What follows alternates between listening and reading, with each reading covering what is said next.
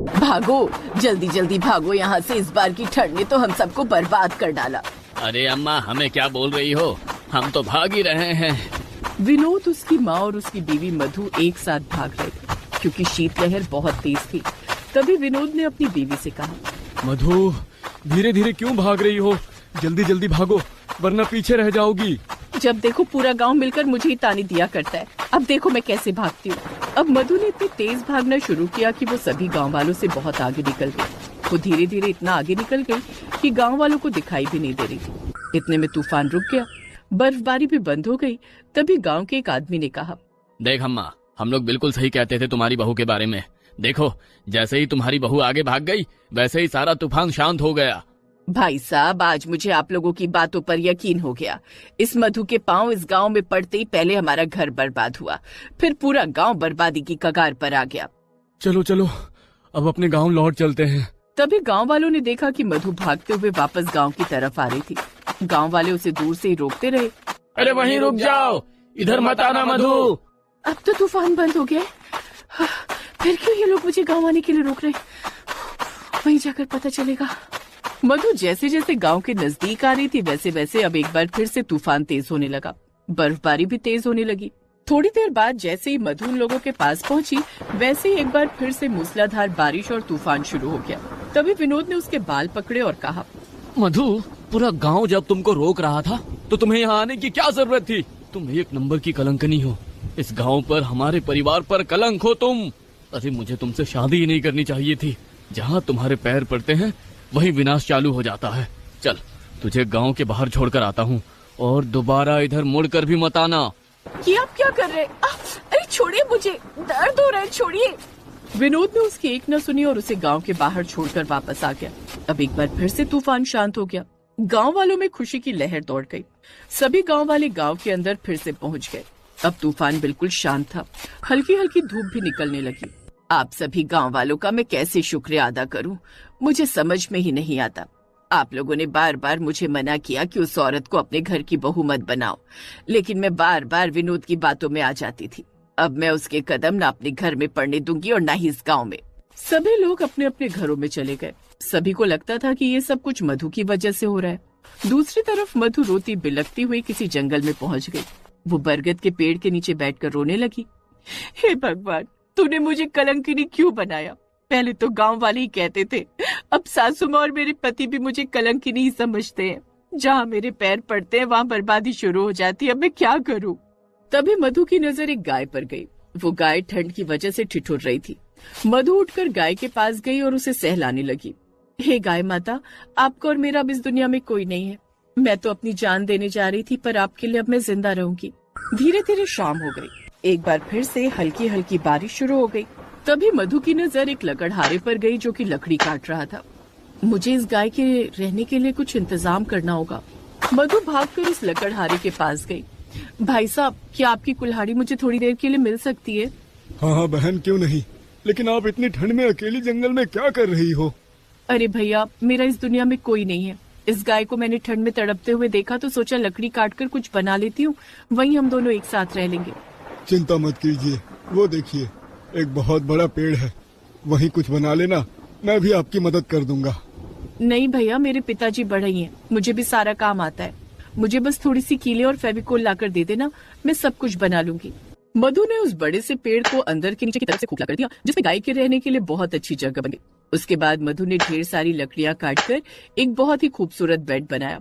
कुछ ही दिनों में मधु ने उस लकड़हारे के साथ मिलकर लकड़ी का एक बेहद ही खूबसूरत घर बनाकर तैयार कर दिया। अरे, तुमने तो इस पेड़ को फिर से जिंदा कर दिया। भाई, अब मुझे पेड़ का घर बनाने में मजा आने लगा है, तो कल से हम लोग इस पेड़ के ऊपर भी एक घर बनाएंगे जहाँ मैं अपने पति और सासू माँ की फोटो लगाऊंगी और इसी को अपना ससुराल मानकर जिंदगी बिता दूंगी। अगले दिन मधु ने उस लकड़हारे के साथ मिलकर पेड़ के ऊपर डालियों पर घर बना दिया और नीचे से एक सीढ़ी लगा दी जो देखने में बेहद खूबसूरत लग रहा था। अब मधु उस गाय के साथ उस पेड़ के घर में रहने लगी। अगले दिन उसे अचानक उल्टियां आनी शुरू हुई। तब उसे पता चला कि वो गर्भवती है।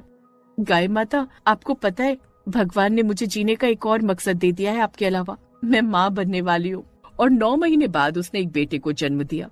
कितना प्यारा है मेरा बच्चा। अब मैं तुझे पढ़ाऊंगी, लिखाऊंगी और इस काबिल बनाऊंगी कि मेरे ऊपर लगा कलंकिनी का दाग हमेशा के लिए मिट जाए। मधु ने उस खूबसूरत घर में उस लकड़हारे की मदद से एक खूबसूरत रेस्टोरेंट खोल लिया। धीरे धीरे कुछ लोग आए और जंगल में पेड़ के ऊपर बना घर देखकर लोग सेल्फी लेने लगे। दिन भर उस रेस्टोरेंट में भीड़ लगी रहती थी। इसी तरह मधु का लड़का रौनक पढ़ लिख कर जवान हो गया। वहीं दूसरी तरफ उसके ससुराल में हर वक्त तूफान आता रहता था। एक रोज सभी गांव वाले इकट्ठा हुए। भाई साहब, आपने तो कहा था ये सब कुछ मेरी बहू की वजह से हो रहा था। अब क्या हुआ? जब से बहू गई है तब से तो हर दिन इस गांव में तूफान आता है। अब तो हम सबके घर भी उजड़ गए। हम सब लोग सड़क पर तंबू बनाकर रहते हैं। इतने साल बीत गए, पता नहीं कहाँ होगी मेरी मधु। हमें तो लगा था सब आपकी बहू की वजह से ही हो रहा है, लेकिन उसके जाने के बाद तो और भी ज्यादा परेशानी आ गई इस गांव में। प्रधान जी गांव छोड़कर चले गए, हम सबको अकेला छोड़ दिया उन्होंने। हम सब तो बर्बाद हो गए, कोई भीख देने वाला भी नहीं है अब। माँ, चाचा ने बहुत सही आइडिया दिया है। हम दोनों को किसी न किसी तरह जिंदा तो रहना ही पड़ेगा। चलो शहर चलकर भीख ही मांगते हैं। इतने में गांव में एक लग्जरी कार आकर रुकी, जिससे रौनक बाहर निकला। वो सूट बूट में था तो लोगों ने सोचा कोई बड़ा आदमी है, इसलिए सब उसके पास आए। आओ आओ साहब आओ। इस गांव की तरफ लोगों ने देखना ही छोड़ दिया। आप भले इंसान हैं जो यहाँ आए। देखिए, मेरी माँ ने मुझे यहाँ भेजा है। मैं बहुत बड़ा रेस्टोरेंट और होटल खोलना चाहता था, तो मेरी माँ ने मुझे यही गांव सजेस्ट किया। यहाँ मुझे जमीन मिल जाएगी। अरे बेटा, तुम्हारा बड़ा उपकार होगा कि इस गांव में तुम धंधा खोल लोगे। तुम्हारी वजह से ये गांव फिर से जी उठेगा।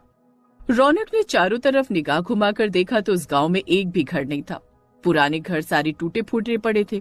सब तंबू बनाकर रह रहे थे।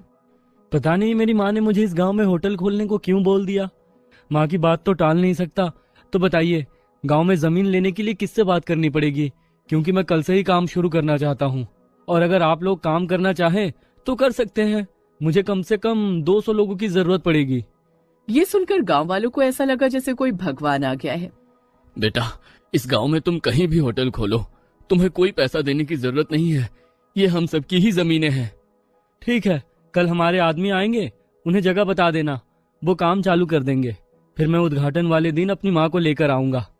जरूर बेटा, हम भी तुम्हारी माँ से मिलना चाहेंगे जिसने तुझ जैसे देवता को जन्म दिया।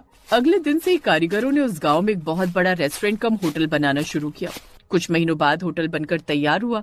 रौनक अपनी माँ को लेकर लग्जरी कार से उस गांव में दाखिल हुआ। जैसे ही उसकी माँ कार से उतरी, वैसे ही पूरा गांव अचंभे में पड़ गया। सबकी आंखें फटी की फटी रह गईं। विनोद, ये तो बहू है, चाचा पहचाना? हाँ बहन, ये तो हमारी बहू मधु है, जिसे हमने कलंकनी कहकर इस गांव से भगा दिया था। वो सब आपस में बातें कर ही रहे थे कि तभी मधु अपने बेटे का हाथ पकड़कर गांव वालों के पास आ गई। रौनक बेटा, तू हमेशा पूछता रहता था ना कि तेरे पिता कौन है, मेरा परिवार कहाँ है? यही है अपना परिवार। ये तेरे पिता हैं और ये तेरी दादी माँ। ये सुनकर रौनक भावुक हो गया। रौनक ने तुरंत विनोद और अपनी दादी के पैर छू लिए। मधु, ये हमारा बेटा है? हाँ, ये हमारा ही बेटा है। चिंता मत कीजिए, मैंने अपने बेटे को कुछ भी नहीं बताया है। लेकिन मैं बताऊंगा आज। बेटा, हम सब गांव वाले मधु को कलंकिनी समझते थे। हमें लगता था कि जहां इसके पैर पड़ेंगे वहीं बर्बादी आ जाएगी। हम सब ने मिलकर इसे गांव से भगा दिया था। हम लोग माफी के काबिल नहीं है बेटा।